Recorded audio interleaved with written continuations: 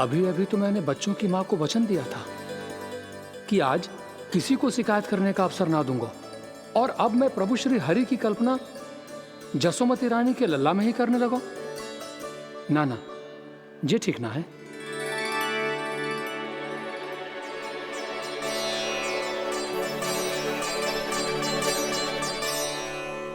ठीक ही तो है, बिल्कुल सही पहचाना है आपने।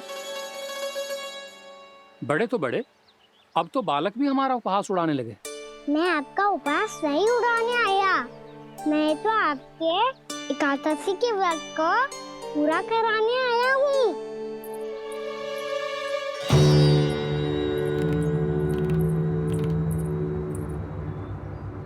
कान्हा,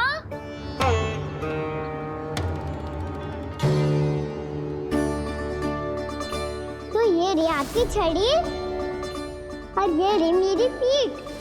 सेक बिना तापर तोड़। आज तो इसकी पीठ सेक के रहूंगी मैं। मैया घर पे भूखी मुझे ढूंढ रही होगी। लो, आज द्वादशी के दिन पहले प्रहर में भोजन करके अपना एकादशी का व्रत पूरा करो आप। धन्यवाद राजकुमार, पर अभी हमें भूख नहीं है।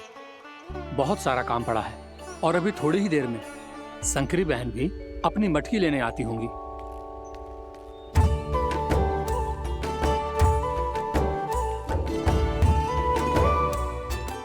पर मैं आपका व्रत पूरा कराए बिना नहीं जा सकता। भला क्यों? भक्त भूखा रहे और भगवान खा ले, ऐसा हो सकता है भला?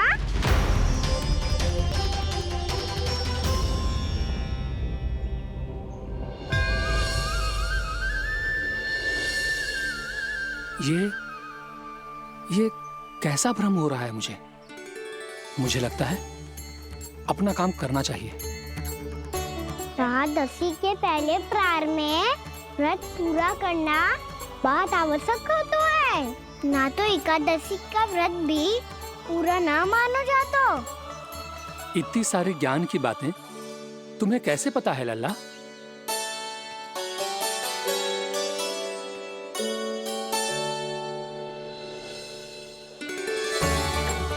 जैसे एकादशी की कथा होती है, वैसे द्वादशी की महिमा भी एक बहुत महत्वपूर्ण कथा है।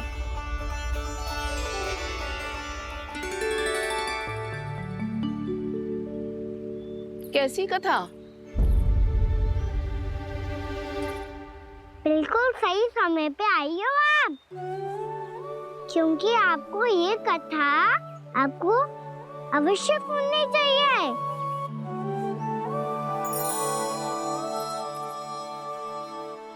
मुझे क्यों? पहले सुन तो लियो, फिर स्वयं ही पता चल जाएगा। बहुत समय पहले एक राजा हुआ करते थे, राजा अम्बरीश।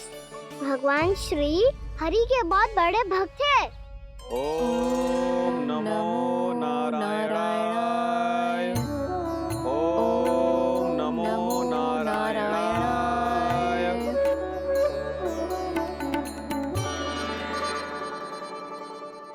नेक पुण्य के काम करते थे वो। अपनी पत्नी के साथ हरि का नाम जपते रहते थे। उन्होंने 12 माह एकादशी का व्रत करो निर्जल पास किया, और जब उनकी 12वीं एकादशी का व्रत द्वादशी के दिन तोड़ने का समय हुआ, तभी महर्षि दुर्वासा अपनी 100 शिष्यों के साथ उनके महल में पधारे।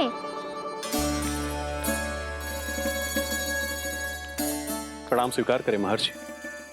आप जैसे महान ऋषि मेरे राज्यसभा में आए, वो भी ऐसे अवसर पर जब मैं और मेरी पत्नी निरंतर 12 एकादशियों के बाद अंतिम एकादशी का व्रत तोड़ेंगे। इससे बड़े सौभाग्य की क्या बात हो सकती है हमारे लिए? आज आपके साथ साथ मेरा और मेरे शिष्यों का एकादशी व्रत भी पूरा होगा। संभव है प्रभु की इच्छा यही हो कि हम सब अपना व्रत एक साथ तोड़ें। ये तो अत्यधिक प्रसन्नता की बात है महर्षि। तो फिर ठीक है, हम सब यात्रा से थके हैं, व्रत तोड़ने से पहले हम स्नान करना चाहते हैं। जैसी आपकी इच्छा महर्षि। जब तक आप लोग लौटेंगे तब तक आपके सारे प्रबंध यहाँ हो चुके होंगे।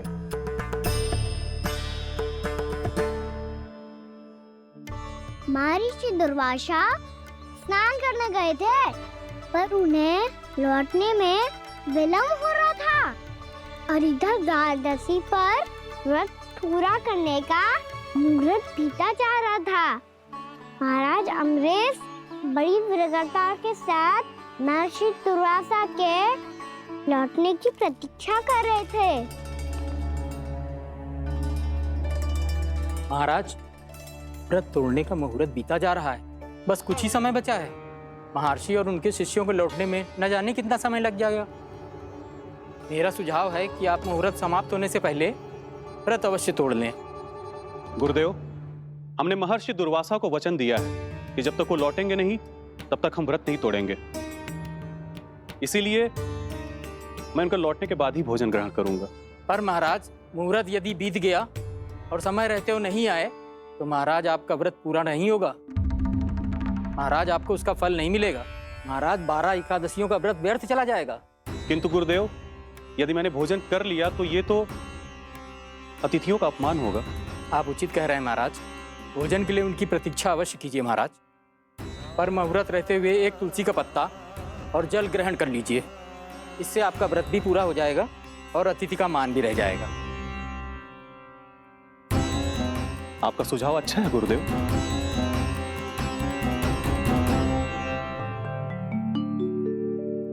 जैसे ही महाराज ने तुलसी का पत्ता खाया, वैसे ही महर्षि दुर्वासा लौट आए। महाराज,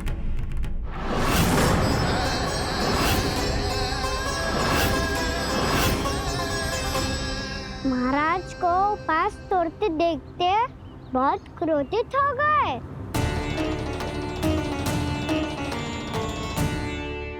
बहुत बड़े भक्त हैं आप, परंतु आप ये नहीं जानते अपने अतिथियों के साथ कैसा व्यवहार करना चाहिए। आपने हमें साथ भोजन करने का वचन दिया था, पर अपना व्रत क्यों तोड़ा आपने? महर्षि, मैंने भोजन नहीं ग्रहण किया। कहीं मुहूर्त न निकल जाए इस कारण मैंने एक तुलसी का पत्ता ग्रहण कर लिया। 56 भोग खाया हो या एक पत्ता, अपना व्रत तोड़कर अतिथियों का अपमान किया है, मेरा अपमान किया है। अब आपको दंड भोगना होगा ताकि आप सीख पाएं कि अतिथियों के साथ कैसा व्यवहार होना चाहिए। महर्षि, महर्षि, आप जो भी दंड मुझे देंगे मुझे स्वीकार है, किंतु आप क्रोधित मत होइए। क्रोध का कारण आपने दिया है महाराज।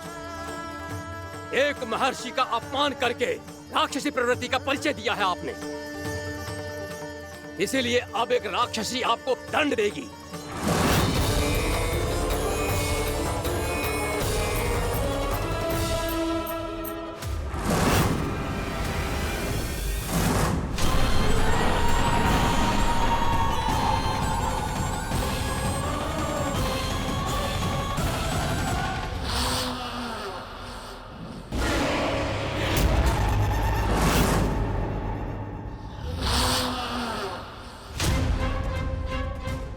हे प्रभु, यदि मैंने सच में महर्षि का अपमान करने की भूल की हो तो मैं उसका परिणाम भोगने के लिए प्रस्तुत हूं। ओम नमो नारायणाय, ओम नमो नारायणाय नमः। महर्षि दुर्वासा को यह आभास ही नहीं था कि महाराज अम्बरीश ने उनका अपमान नहीं किया था। फिर भी उसे अपमान मान के वो श्री नारायण के भक्त पे संदेह कर रहे थे। मैंने भी तो भोला राम की भक्ति पे संदेह किया था। हे नारायण, ये क्या पाप हो गया मुझसे? संदेह किसी अपमान से कम ना हो तो, और भगवान सब सह सकते हैं, पर उनके प्रिय भक्तों का अपमान सहन ना कर सकते। इसीलिए उन्होंने अस्त्रक्षेप करने का निर्णय लिया।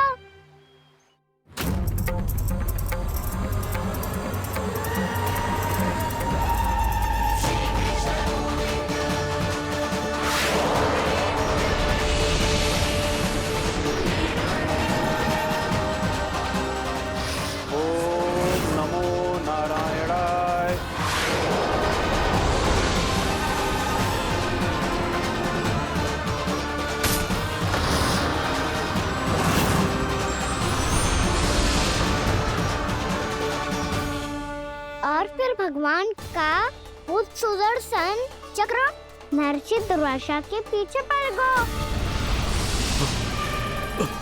ये चक्र तो मेरी ओर बढ़ रहा है। ओम नमो नारायणाय। ये कैसे संभव हो सकता है? कोई रोको इसे, कोई रोको इसे।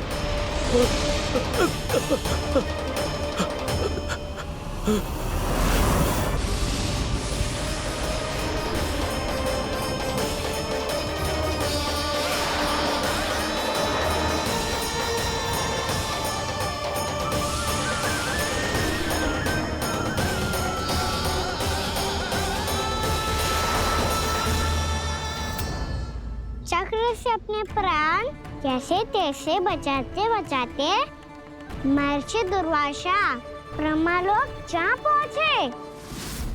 ब्रह्मदेव, रक्षा कीजिए ब्रह्मदेव, सहायता कीजिए, मुझे बचाइए ब्रह्मदेव, रक्षा कीजिए। ये सुदर्शन चक्र मेरे प्राणों के पीछे पड़ गया है, मुझे बचाइए ब्रह्मदेव, मुझे बचाइए।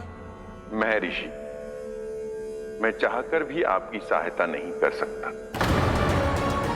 ऐसी स्थिति में यदि कोई कुछ कर सकते हैं तो वो है सुदर्शन चक्र के स्वामी विष्णु, क्योंकि सृष्टि में केवल वही है जो इसे नियंत्रित कर सकते हैं। वो ही इसे वापस लौटने का आदेश देकर आपके प्राणों पर छाए हुए संकट को दूर कर सकते हैं। किंतु हां, मैं सुदर्शन चक्र से इतना अवश्य कहूंगा कि जब तक आप विष्णु लोक में पहुंच नहीं जाते, वो आपको किसी भी प्रकार की हानि ना पहुंचाए। आपका बहुत बहुत धन्यवाद, आपकी सदा ही जय हो।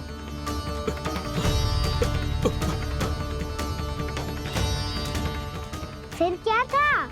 भागते भागते महर्षि दुर्वासा सीधे भगवान श्री हरि के शरण में बैकुंठ पहुंच गए। त्राहिमाम प्रभु, त्राहिमाम, मुझे बचाइए, मेरी सहायता कीजिए प्रभु, मेरी सहायता कीजिए। मैं आपके इस चक्र और ऊर्जा से नहीं भाग सकता प्रभु, कृपया करके अपने सुदर्शन को रोकिए, इसे वापस लीजिए प्रभु। यह असंभव है महर्षि। एक बार सुदर्शन चक्र मेरे हाथों से छूट जाए तो अपना उद्देश्य पूरा किए बिना, मेरे भक्तों की रक्षा किए बिना वापस नहीं लौटता। कोई तो उपाय होगा प्रभु, कृपया करके मेरे प्राण बचाइए प्रभु। मैं सुदर्शन की ऊर्जा से जलकर भस्म नहीं होना चाहता प्रभु। आप जो कहेंगे मैं करूंगा प्रभु, मेरी सहायता कीजिए प्रभु, मेरी सहायता कीजिए। है, किंतु मुझे नहीं लगता कि आप वो कर पाएंगे। मैं अवश्य करूंगा, मैं अपनी प्राण रक्षा के लिए कुछ भी करूंगा प्रभु।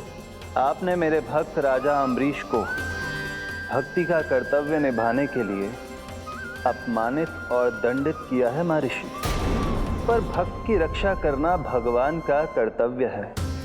इसलिए यदि आप भक्त राजा अम्बरीश के पास जाकर क्षमा याचना करें और यदि वो आपको क्षमा कर दे तो ही ये चक्र आपके प्राण लिए बिना लौट सकता है। अन्यथा आप तो जानते हैं महर्षि, मेरे भक्त का अपमान मेरा अपमान। भक्त का अपमान भगवान के अपमान से कम ना हो तो है। महर्षि दुर्वासा को भी ये बात समझ आई और फिर उन्होंने महाराज अम्बरीश से क्षमा याचना की।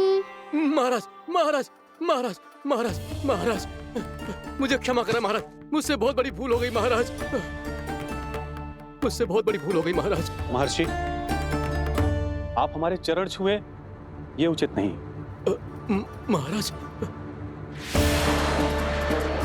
महाराज अम्बरीश, आप नारायण के सच्चे भक्त हैं। मैंने आपको अपमानित किया, दंडित करने का प्रयास किया महाराज। इस अपराध के लिए मुझे क्षमा कीजिए महाराज, और इस सुदर्शन चक्र से मेरे प्राण बचाइए महाराज।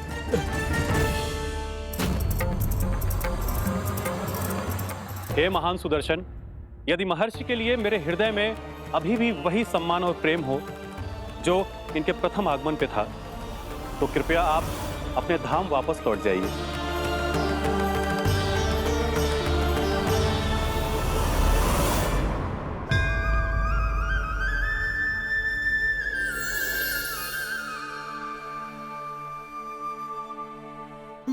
आपका बहुत बहुत धन्यवाद महाराज अम्बरीश।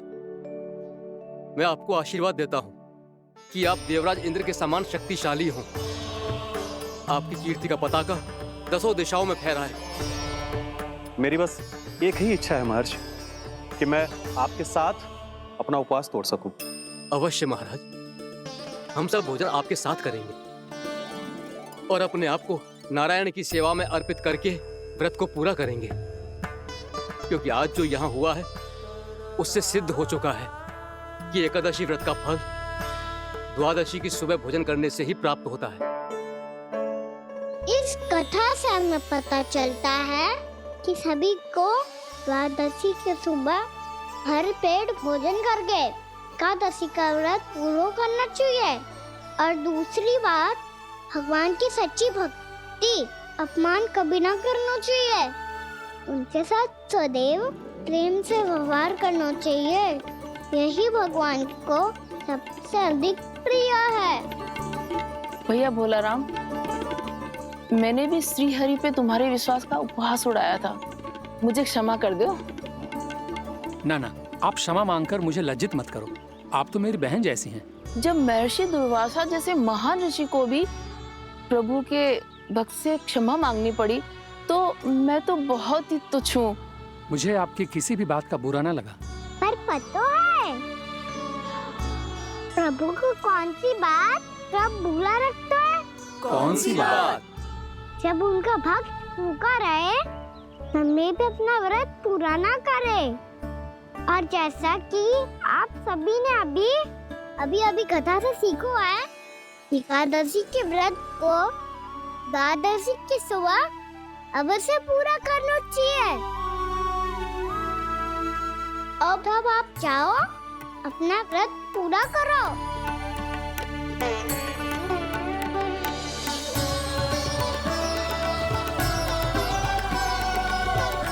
मैं आपके लिए जल लेके आती हूँ।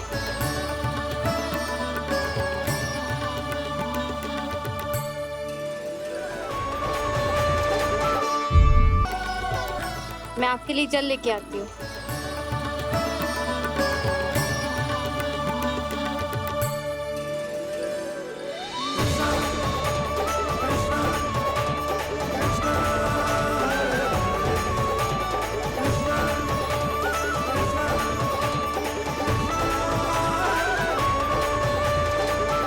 लो खाओ।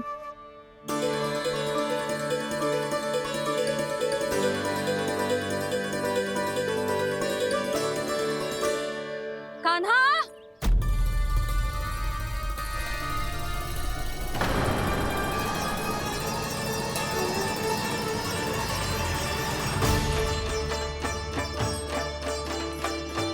बोलो काका, सिगरेट छुपा लो मुझे, मैया आ रही है, बहुत क्रोध में लगती है।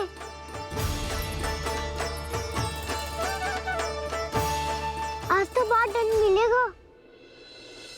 अभी क्षण भर पहले तो ये साक्षात भगवान के रूप में बात कर रहे थे, और अब अचानक ही ऐसे बालक बन गए जो मैया से दंड मिलने के भय से व्याकुल हैं। बोला काका, किस सोच में पड़ गए? सिगरेट छुपा लो मुझे।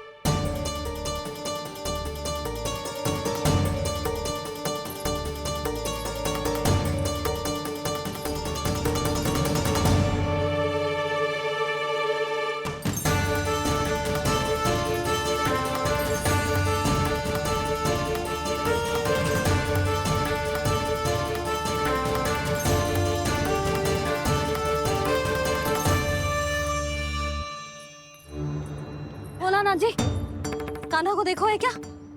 मैंने तो अपने प्रभु को देखा है। मैं अपने लल्ला को ढूंढ रही हूँ, उसे देखो है आपने? वही तो मैं भी कह रहा हूँ जसोदा रानी, मैंने सिर्फ और सिर्फ अपने प्रभु को देखा है। ये तो अब भी अपनी भक्ति में ही खोया हुआ है। इससे पूछ के कछु लाभ ना है, मुझे ही ढूंढना पड़ेगा।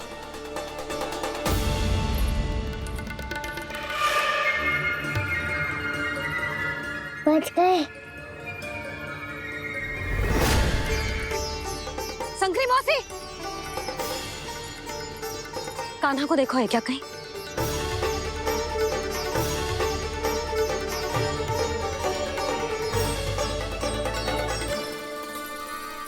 बोला काका मुझे शीघ्र निकालो ना यहाँ से। भैया फिर से इधर ही आ रही है। सब कहते थे श्री हरि मेरे घर ना आ सकते। देखो आज प्रभु आ गए। उन्होंने अपने हाथ से मेरा व्रत पूरा कराया। हाँ आते हैं और आगे भी आएंगे हमारे श्री हरि हमसे मिलने और आके मोक्ष देंगे, है ना?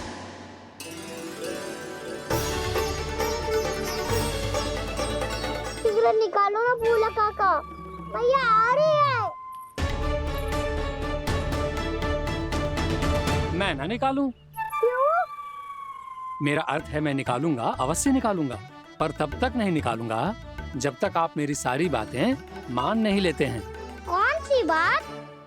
प्रभु मुझे मोक्ष प्रदान कर दीजिए प्रभु। तथास्तु। ना ना ना ना प्रभु, मेरे साथ साथ मेरे परिवार को भी मोक्ष दे दीजिए। तथास्तु। अब तो निकाल दो, मैया देख लेंगी। ना प्रभु, मेरे परिवार के साथ मुझसे जुड़ी हुई हर वस्तु, जीव जंतु, प्राणी, गाय बैल भैंस, सभी को मोक्ष प्रदान कर दीजिए प्रभु। तथास्तु। प्रभु आप सच में अद्भुत हैं। मैंने जो मांगा आपने बिना सोचे समझे सब प्रदान किया। मैं ही अपनी मांगे बढ़ाता रहा। प्रभु प्रभु मुझे क्षमा कर दीजिए। प्रभु मुझे क्षमा कर दीजिए।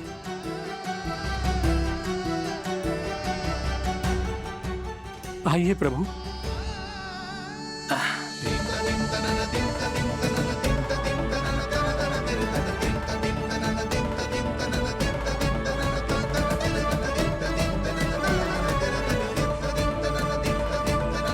प्रभु आप तो प्रभु हो, हरि हो, भगवान हो। आप चाहते तो इस मटके से स्वयं निकलकर बाहर आ सकते थे, फिर मेरी आपने हर इच्छा क्यों पूरी की? क्योंकि मेरे भक्त की इच्छा पूरी करने में मुझे भी प्रसन्नता मिलती है। ना तो मैं अपने भक्तों का अपमान सह सकता हूँ और ना ही उनकी इच्छा अधूरी रहने दे सकता हूँ।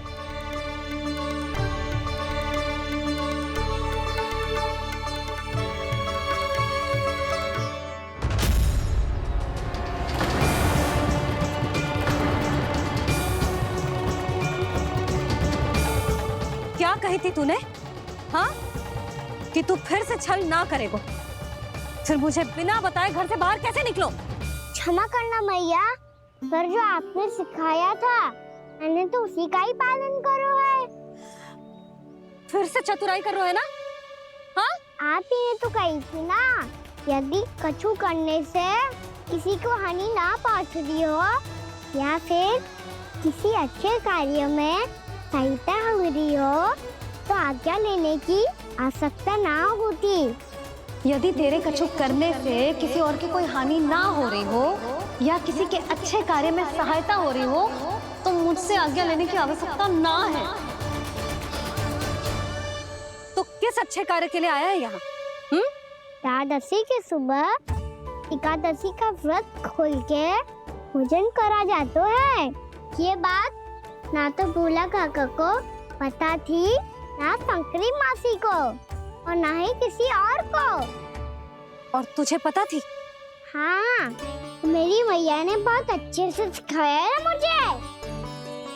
जैसे कल तूने एकादशी कथा सुनाई थी ना, आज वैसे ही तेरे लल्ला ने सबको द्वादशी कथा सुनाई है।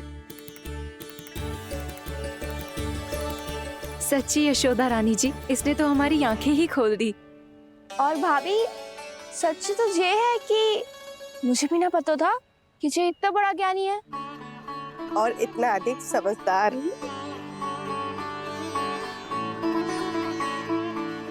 द्वादशी की कथा? वो तो मैंने इसे कभी सुना ही ना है। फिर इसे कैसे पता थी? रानी जी, जो स्वयं भगवान हैं, भला उन्हें कैसे कुछ नहीं पता होगा? मैंने तो इन्हें पहचान लिया। और हाँ, आप सब लोग भी इन्हें अपने अंतर मन की आंखों से देखिए। हो सकता है इन्हें पहचान पाएं। ये कोई और नहीं है, श्री नारायण है, मेरे श्री हरि, मेरे प्रभु। जय श्री हरि।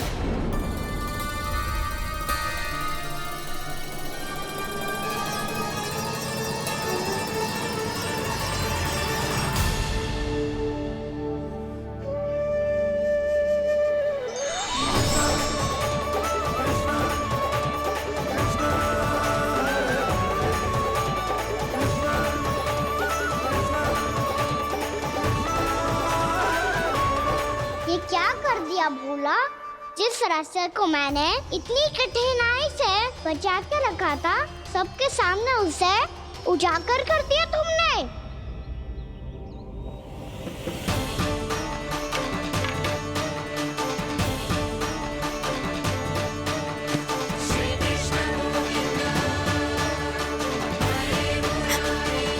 नारायण, नारायण, श्री नारायण।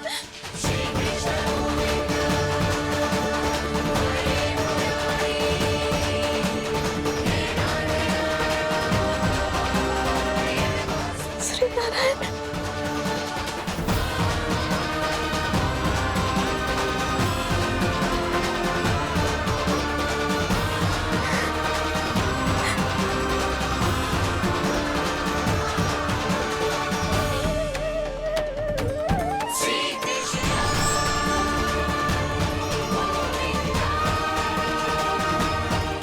श्री नारायण प्रभु।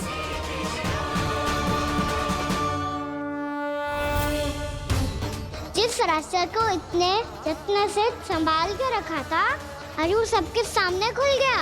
और तो और मेरा भेद मैया को भी पता चल गया बाबा। सब कहते रहे पर मैंने एक न मानी। सबने कही थी कि आप भगवान हैं, पर मैं मूर्ख आपको पहचान ही ना पाई। कितनी अभागी हूं मैं।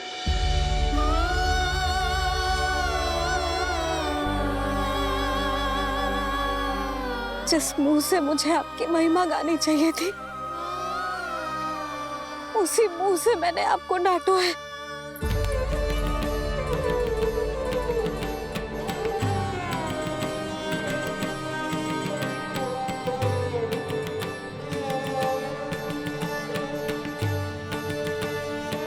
जिन हाथों से मुझे आपके चरण छूने चाहिए थे, उन हाथों से मैंने आपके कान पकड़े।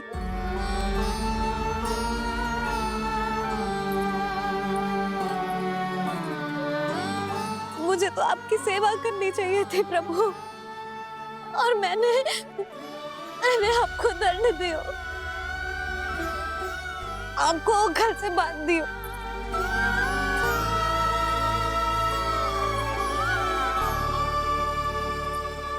बावली हो गई थी प्रभु। अपने श्री नारायण को, अपने प्रभु को एक साधारण सा बालक समझ लियो मैंने। मैं आपके लिए भगवान नहीं हूँ मैया, साधारण बालक ही हूँ, बस आपका लल्ला। बुद्धि भ्रष्ट हो गई थी, भूल पर भूल करती चली गई। आज भी आपके पीछे पीछे छड़ी लेकर दौड़े चले आए।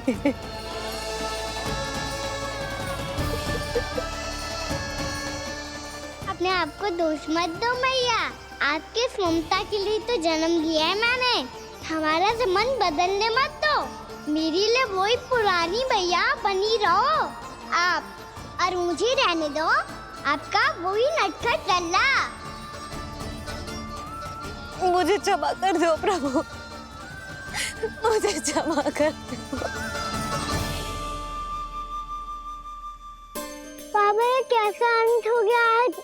मैया तो मुझे भगवान मानने लगी, पर मैं इसे स्वीकार नहीं कर सकता।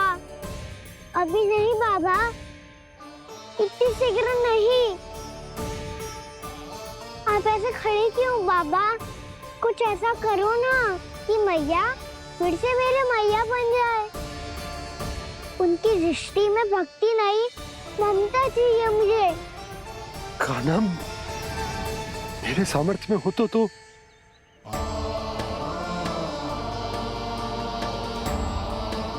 दाऊ, आप तो बड़े भाई हो, अपने छोटे भाई की सहायता करो ना, जिससे मैया सब कुछ भूल जाए। मैं क्या कर सकता हूँ कान्हा? कोई तो सहायता करो मेरी।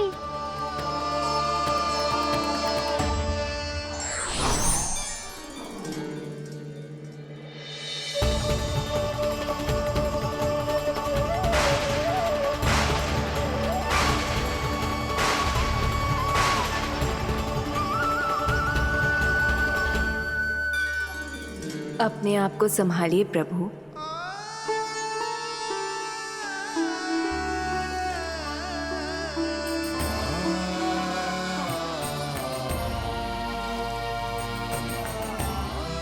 देखो ये क्या हो गया, भैया को सब पता चल गया। अभी तो मुझे मैया की ममता का शौक पूरी तरह मिला ही नहीं था। योग माया,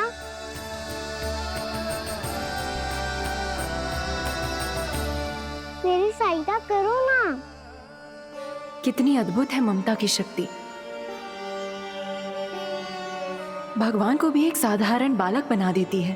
बालक की बना रहना चाहता हूँ मैं, नहीं चाहता दिव्य होना, नहीं चाहता भगवान बनना।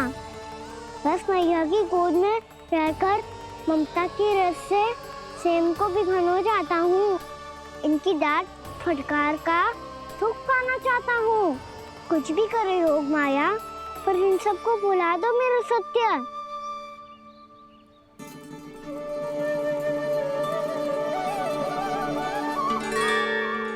पर इन्हें तो मोक्ष का वरदान मिल गया है प्रभु,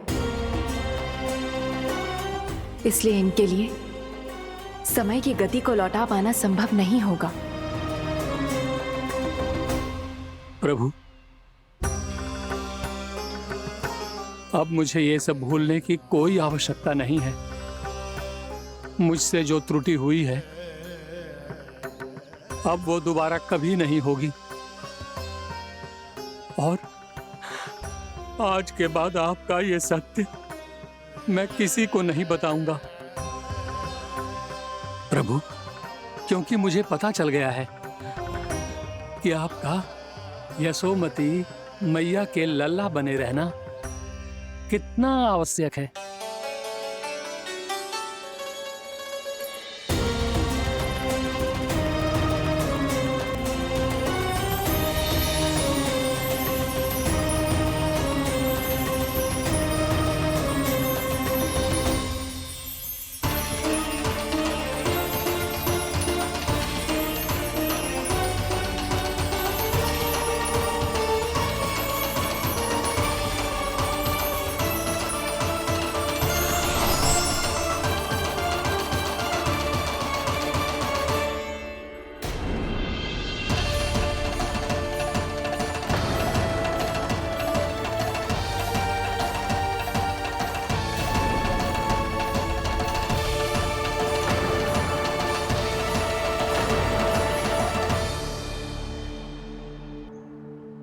मैया आपकी छड़ी।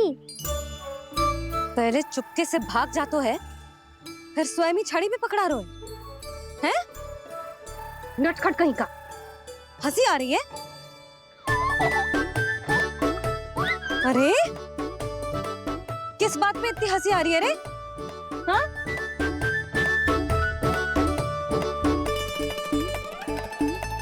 आपकी लीला अद्भुत है प्रभु, और अद्भुत है आपका मैया के प्रति प्रेम। हंसी ना है मैया, ये तो प्रसन्नता है, अपने मैया से मिल जाने की प्रसन्नता। अच्छा, ढूंढ मैं तुझे रही हूँ और तू कह रहे हो कि मैं मिल गई तुझे। तू घर चल लल्ला, अच्छे से पिटाई करूंगी तेरी।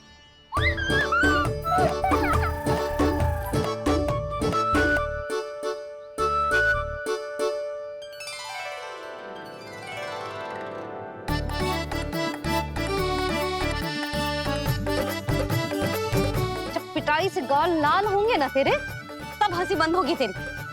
चल।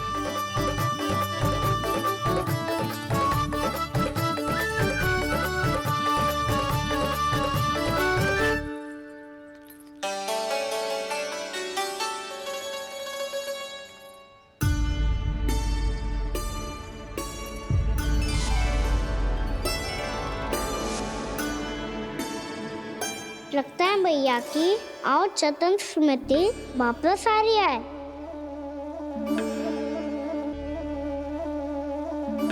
यशोदा, क्या होगा? ना कछु ना। आपको बताऊंगी तो और हंसेंगे मुझ पे। बोल दो, मैं उपास ना उड़ाऊं, सच्ची। देखो देखो इसे कैसे हंस रहा है। मेरे हाथ में छड़ी है, मैया क्रोधित है, पर जे तनिक में भय ना लग रहा है इसे। हाँ, हंसे जा रहा है।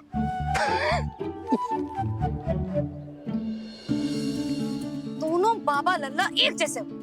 चल तू, चल चल।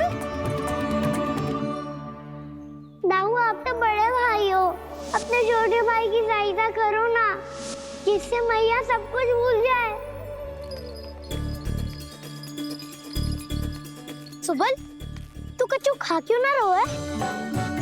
व्रत ही करना था तो बलराम के जैसे कल कर ले। तो कल तो एकादशी भी थी। कान्हा के बिना कछु करने का मेरा मन ही ना कर। तो बात तो सच्ची है, उसके बिना गोचारण भी ऐसा लगता है जैसे कितना भारी कार्य है, व्यवस्था में करना पड़ता है। सही कह रहे हो तुम दोनों। मैं तो गोपालक भी इसलिए बना था ताकि कान्हा के संग खेलने को मिल जाए। बलराम तो हमारा सगा कम और मुख्य अधिक है।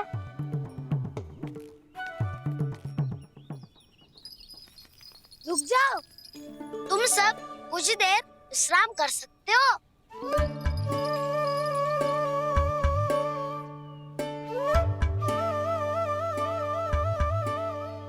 तू बोल। ना मैं ना बोलूंगा, तुम दोनों ही बोलो। और तुम सबका सखा पहले हूँ और टोली का मुखिया बाद में, इसलिए घबराने की आवश्यकता नहीं है।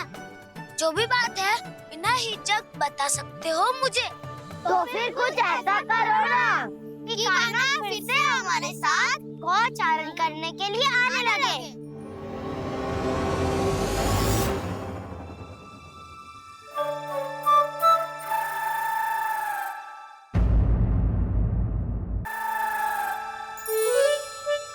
बिना कछु बताए भाग गओ। ये भी ना सोचा तेरे बिना मैया बाबा व्रत कैसे तोड़ेंगे। देखो देखो अभी भी हंस रहा है। क्या होगा वैसे? रुक, प्रसाद लेके आती हूँ।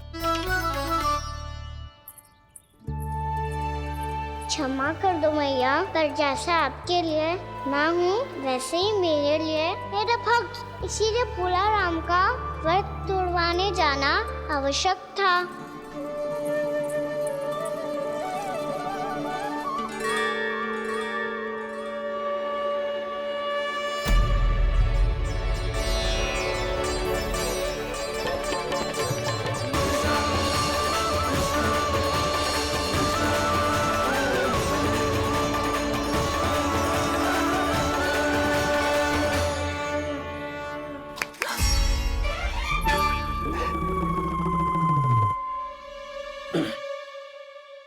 सुधा, फिर से खो गई तुम। अरे कौन से स्वप्न लोक में चली जाती हो तुम बार बार? हमें भी बताओ। माया का प्रभाव ममता पर अधिक समय तक नहीं रह पाता प्रभु। अरे बोलो ना यशोदा, क्या सोच रही थी?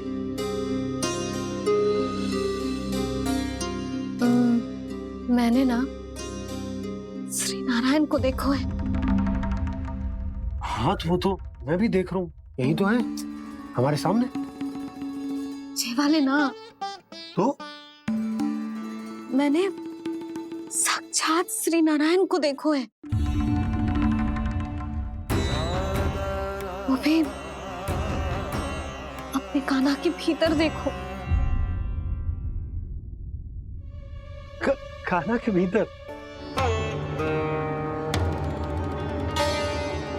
ना मतलब कान्हा और ये दोनों आमने सामने थे। मैं कुछ समझो ना यशोदा। नारायण और कान्हा दोनों आमने सामने थे? ना, मेरे कहने का अर्थ है कि कान्हा और श्री नारायण एक दूसरे के आगे पीछे थे। अच्छा, तो मतलब श्री नारायण आगे थे और कान्हा पीछे था। पर अगर कान्हा पीछे था तो तुमने कैसे देखा? ओहो, कान्हा आगे था, श्री नारायण पीछे थे।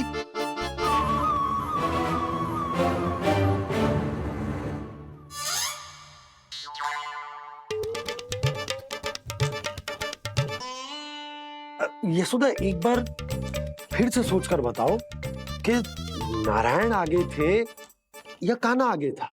ठीक से याद करो। बहुत बता तो रही हूँ जी, थोड़ी धुंधली धुंधली सी स्मृति है। बाबा, इससे पहले कि उनके संदेह की अग्नि स्मृति की वायु पाकर और भड़क जाए, कुछ भी करो पर बुझाओ इसे। स्वप्न देखो है तुमने? हाँ, संभव है स्वप्न ही था। पर यदि स्वप्न था तो सुबह सुबह उठते ही उसकी स्मृति क्यों ना आई? अब क्यों आ रही है उसकी स्मृति? और वो भी तब से जब से मैं भोलाराम के यहाँ से कान्हा को लेके आई हूँ। और जब मैं गई थी तो छड़ी मेरे हाथ में थी, पर फिर कान्हा ने मुझे छड़ी दी और मैं बैठी हुई थी। इस बीच कछु तो हुआ है।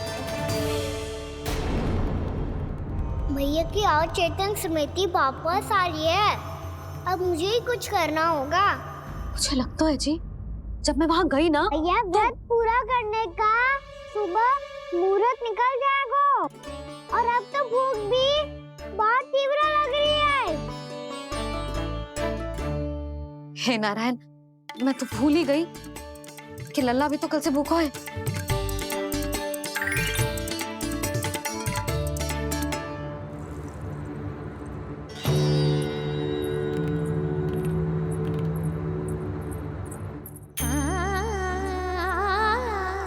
ले, खा।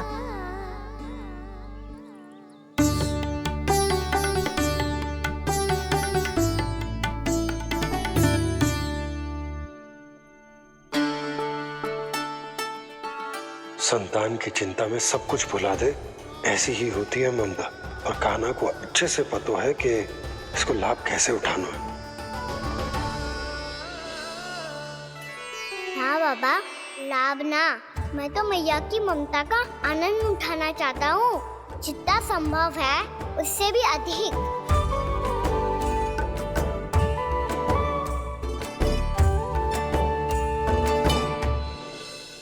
बलराम, कान्हा को फिर से गौचारण आने के लिए केवल तू ही मना सकते है। तुम में ही वो क्षमता है, हमारी टोली के मुख्य गोपालक जो हो तुम। हाँ, और कान्हा के दाव भी तो हो तुम। हाँ, वो तुमको मना ना कर पाएगा।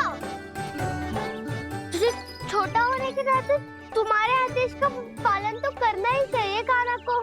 चिंता मत करो सखा, मैं कछु कहूँ और कान्हा ना माने, ये तो संभव ही ना है।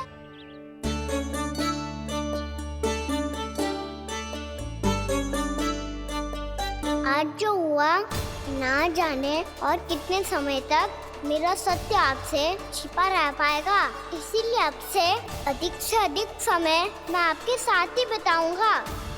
मैंने कह दिया तो समझ लो, पत्थर पे रेखा खिंच गई। कल से कान्हा हम सबके साथ अवश्य आएगा।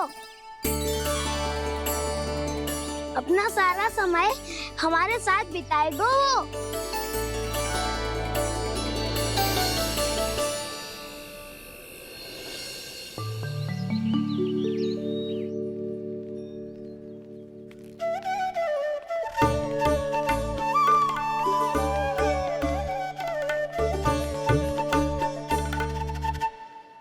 अभी तक तैयार नहीं हुए?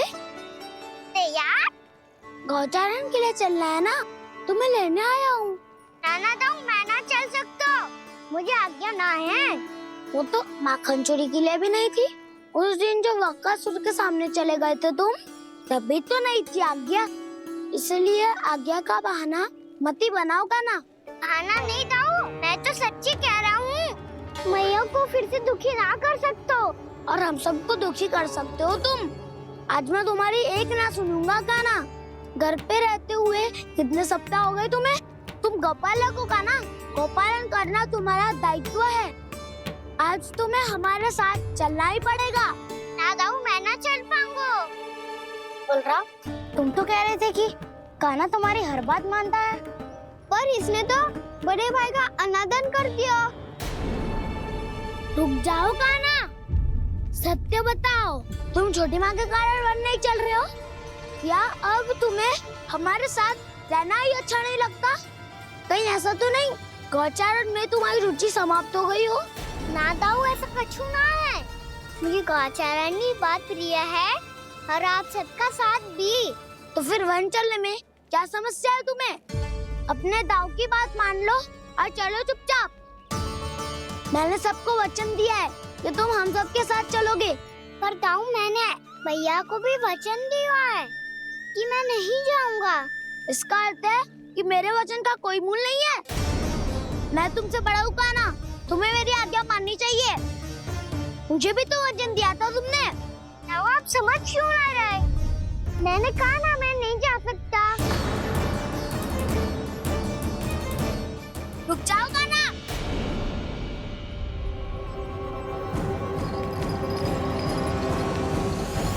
ऐसे कैसे नहीं आ सकते? मैंने बल्कि हम सब ने तुम्हारी हर शरारत में तुम्हारा साथ दिया है, चाहे माखन चोरी हो या गौचारण।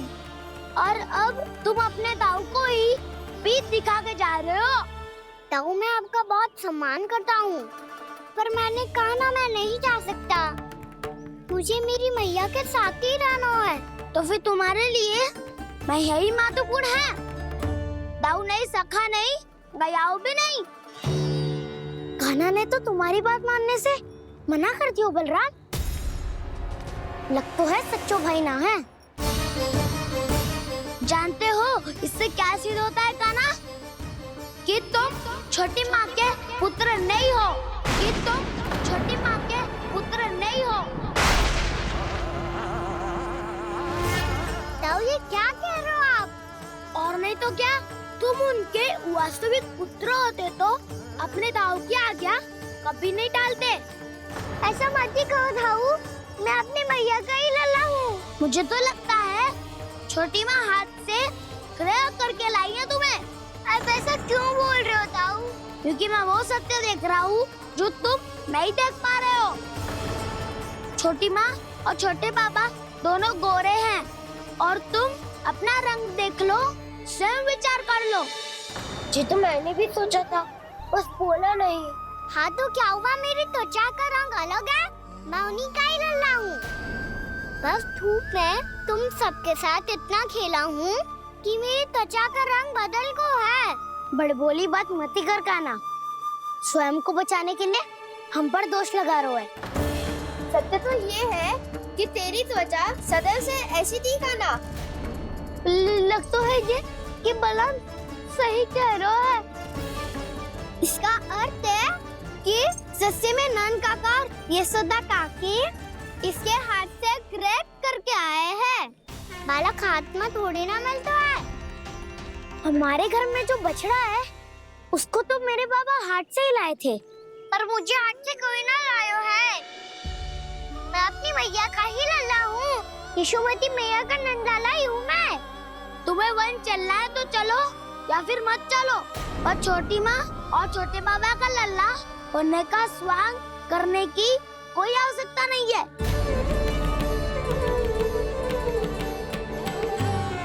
तुम भी अति करते हो कान्हा, कब एक बालक की तरह व्यवहार करते हो और कब भगवान की तरह, कुछ समझ में नहीं आता। भगवान की तरह? मैंने भगवान क्या किया? हाँ हाँ कह दिया तो कह दिया। खड़े खड़े मेरा मुंह क्या देख लो, चलो। या फिर तुम सबको भी अपने मैया के पल्लू में बंधकर घर पे ही रहना है।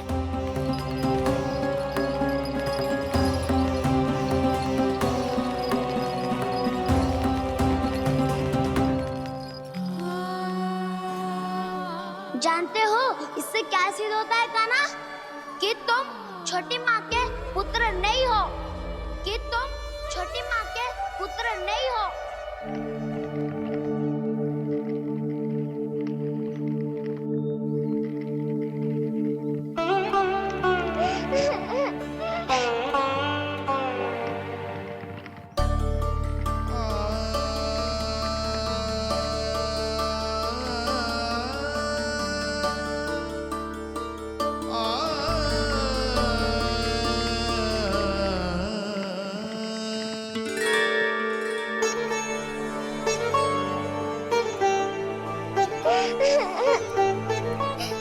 क्या हो गो लल्ला, रो क्यों रहो?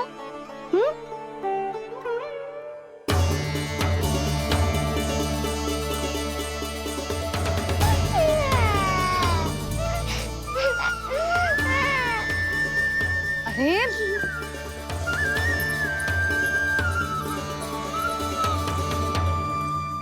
मैया को ना बताए को लल्ला, क्या हुआ? हाँ लल्ला, क्यों रो रहे हो लल्ला? बता, किसी ने कछु कही है क्या? क्या होगा लल्ला? मैं आपका लल्ला ना हूँ।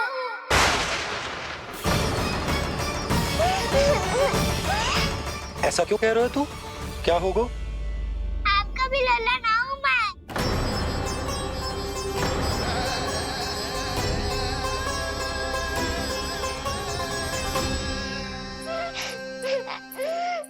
लल्ला, कान्हा, ये क्यों कह रहे हो लल्ला? मुझे पता चल गया है, मैं आप दोनों का लल्ला ना हूँ।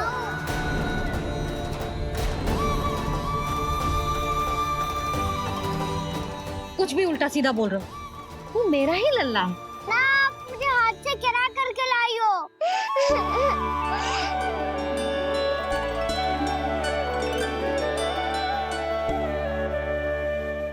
लल्ला, तुझे किसने कही कि हाट में बालक मिलते हैं?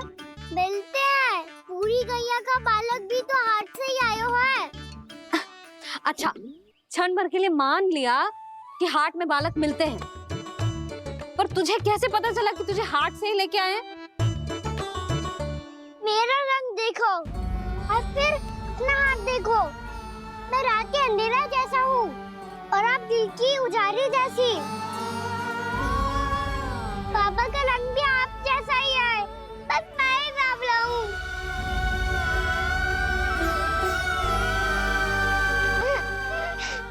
उससे क्या अंतर पड़ता है लल्ला?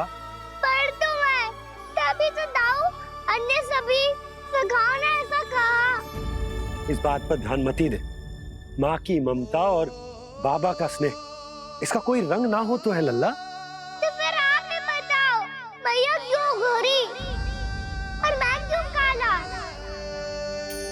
हाट से आया क्रय होके, सुन हो गए कृष्ण धीर,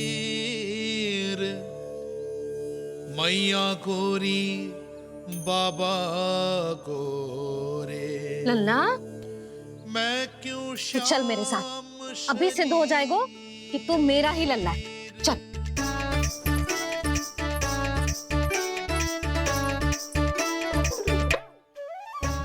ये दोनों लल्ला और मैया का मन कछु समझ ही ना आता, कछु ना कछु उटपटांग करते ही रहते हैं दोनों।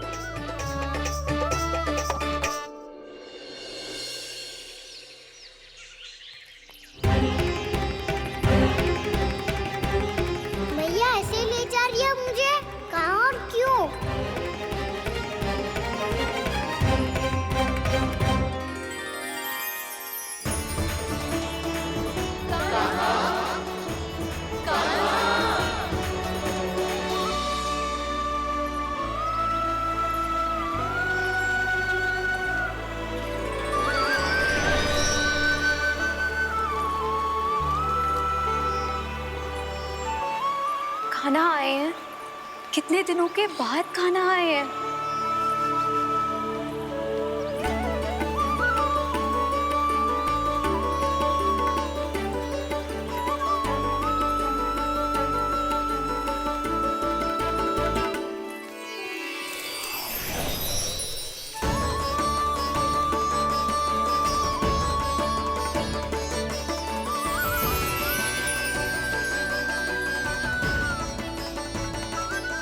आंखें पथरा गई थी मार्ग देखते देखते। आज बहुत दिनों के बाद आपके दर्शन करके मेरे वन का और मेरे मन का कोना कोना जैसे खिल उठा हो। राम, तुम्हारी योजना का भी कोई लाभ ना हो। योजना बना के छल में फंसाना मुझे नहीं आता। इस सब में तो केवल कान्हा ही प्रवीण है। कल उसने यशोदा काकी से हम सबकी शिकायत कर दी तो ले लग तो है कर ही दी। वो देखो। आजा।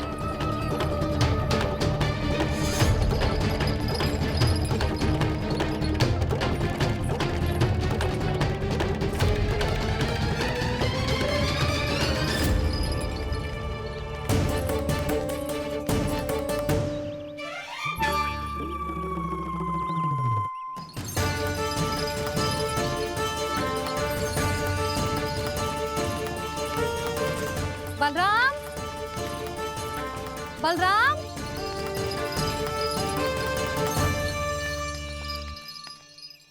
ये बसंती कहाँ है?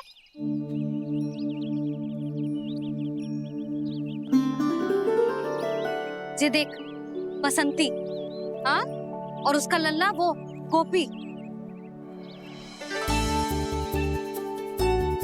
उन दोनों की त्वचा का रंग एक सा है? कान्हा, तू देख के बता, बसंती और उसके लल्ला का रंग एक सा है?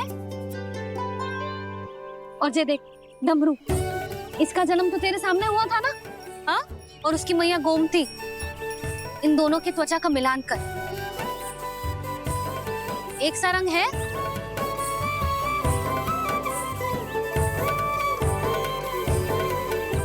सब के सब गोपालक सामने आओ।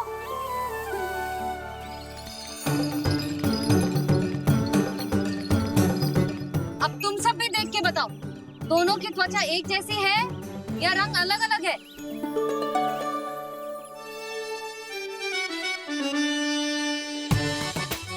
अलग अलग है। श्रीदामा, तेरी गैया, ये देख सुबह, उन दोनों का रंग एक सा है कि अलग अलग? तो जब सुबह और श्यामू का रंग अलग हो सकता है, डमरू और गोमती का रंग अलग अलग हो सकता है, और जे गोपी और बसंती का रंग अलग अलग हो सकता है, तो भी जे सब मैया और लल्ला ही है ना?